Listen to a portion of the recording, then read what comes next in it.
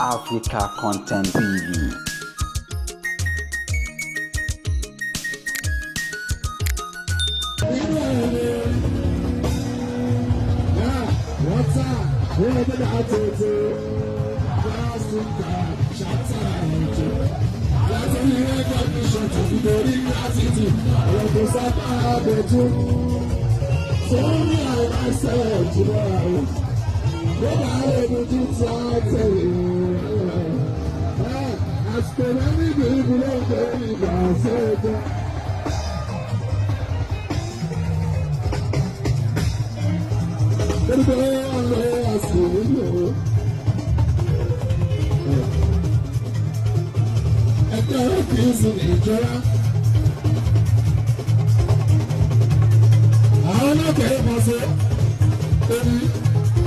Of November, year 2022, ọjọ́ kejì ìléwékú, oṣù kọkànlá, ọdún 2022, àwọn kìíṣì ìjọra ṣe àjíwá.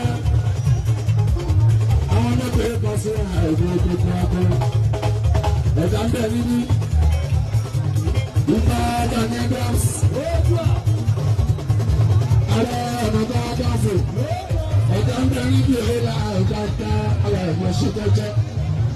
Ààrẹ ọjọ́ yẹn máa rí òun bá yẹ̀wò. Nígbà tí wọ́n ti òkú òkú.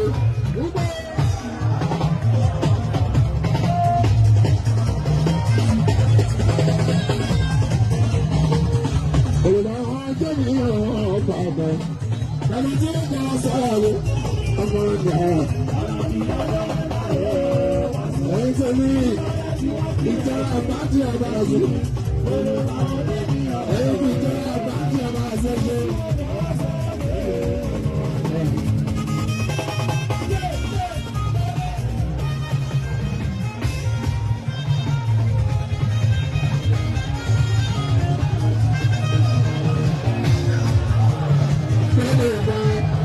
Tẹ̀mí ìbọ̀sẹ̀mù gbogbo ọ̀nà ọlọ́run tẹ̀mí ní kẹ́mi ìtúwáyé mi nígbà òdòdó àti òdìdó ọlọ́run ìṣòro olòdì onígbà ọ̀nà tó wọ́n padà bí ọmọ dáńsọ̀ lọ́jọ́ ẹ̀tí lọ́jọ́ àwọn òpin ó ti bọ́ lọ́jọ́ ẹ̀tí lọ́jọ́ àwọn òpin ó ti jù ó ti èdè ó jẹ́ àgún ní gbogbo mi ọ̀dà àgùntàn tó ń kọ́ òpin ìrẹsì lọ́lọ́dọ́dọ́.